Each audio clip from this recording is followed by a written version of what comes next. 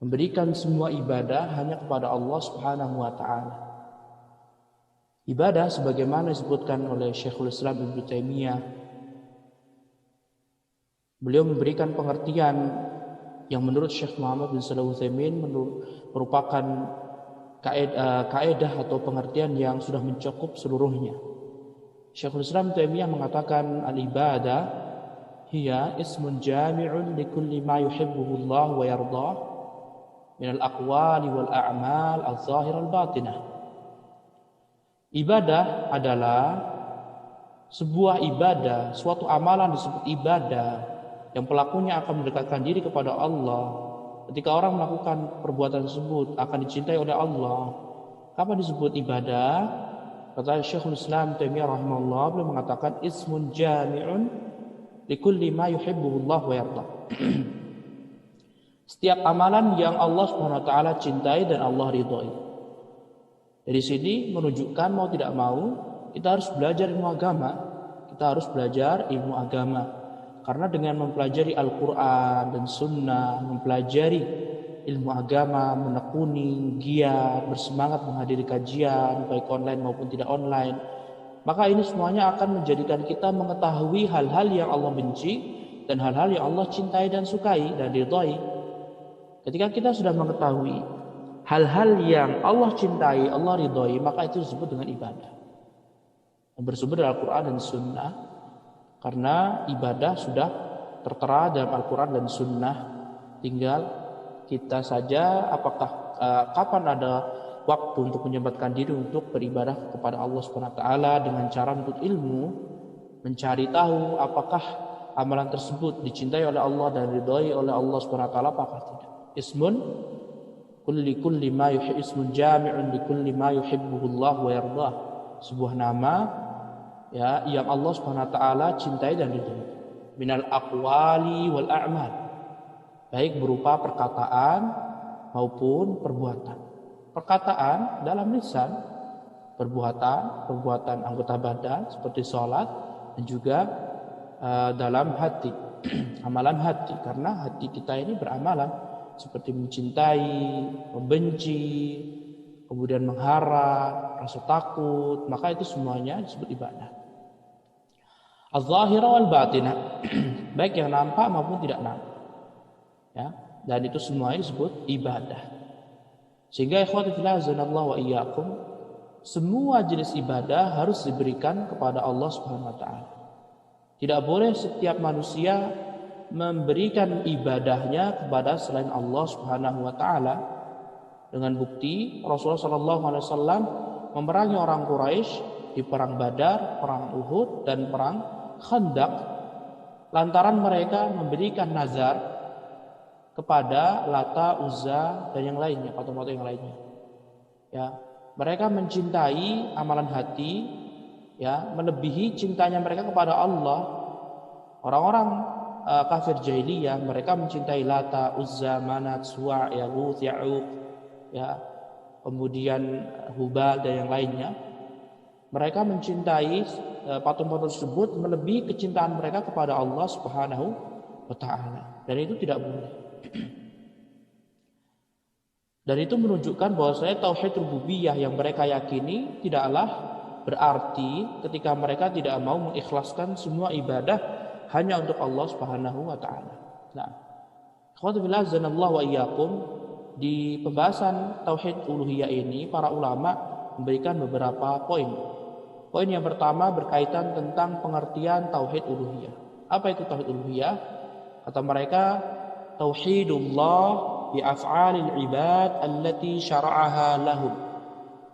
Mentauhidkan Allah Subhanahu wa taala, mengesahkan Allah Subhanahu wa taala di dalam seluruh amalan hamba yang Allah telah mensyariatkannya kepada mereka.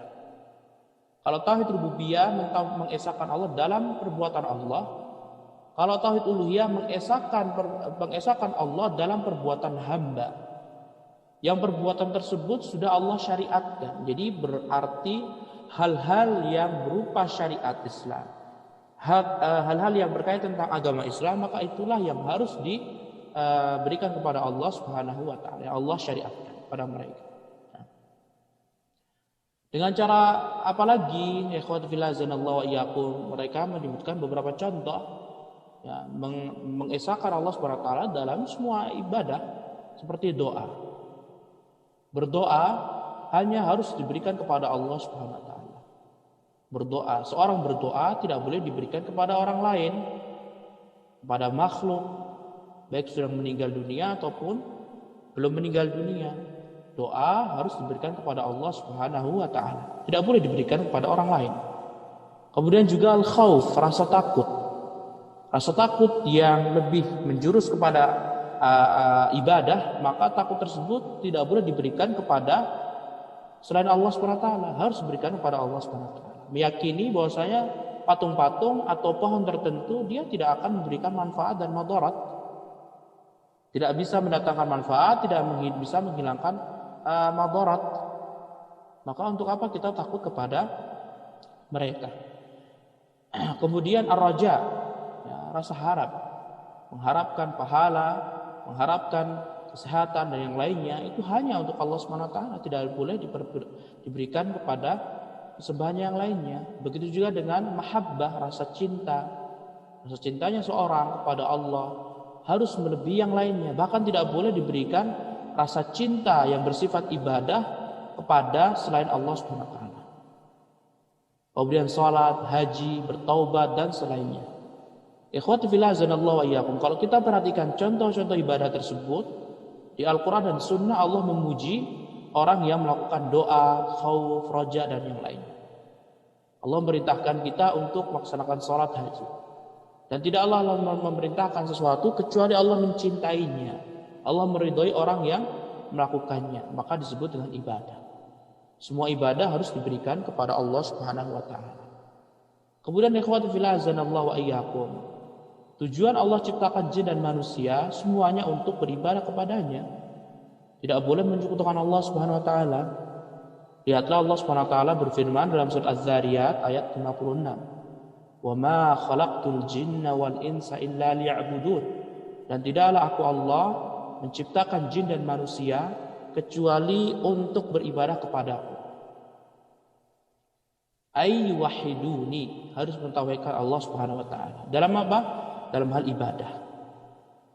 Allah Subhanahu wa taala tidak menyuruh mentauhidkan dalam hal rububiyah, tidak, karena Allah tahu semua itu meyakini tauhid rububiyah kecuali orang yang benar-benar akalnya tidak lurus. Karena meyakini bahwasanya sesembahan selain Allah mereka bisa menciptakan yang lainnya. Lihatlah, ya tidaklah Allah ciptakan jin dan manusia kecuali untuk beribadah kepada Allah Subhanahu wa taala. Di sini Allah Subhanahu wa taala hanya sebutkan jin dan manusia karena makhluk Allah yang lainnya seperti langit dan bumi mereka mengakui dan mereka tunduk kepada Allah Subhanahu wa taala. Malaikat, makhluk Allah yang tidak akan pernah bermaksud kepada Allah, mereka beribadah kepada Allah Subhanahu wa taala. Hanyalah manusia dan jin, ya, kebanyakan mereka berbuat kufur nikmat kepada Allah. Mereka mengetahui Allah Subhanahu wa taala telah memberikan berbagai karunia dan nikmat dalam kehidupan mereka, tapi mereka terperdaya dengan kenikmatan yang telah Allah Subhanahu wa taala berikan, atas mereka melupakan hakikat pertama tujuannya diciptakan mereka, yaitu beribadah kepada Allah Subhanahu wa taala.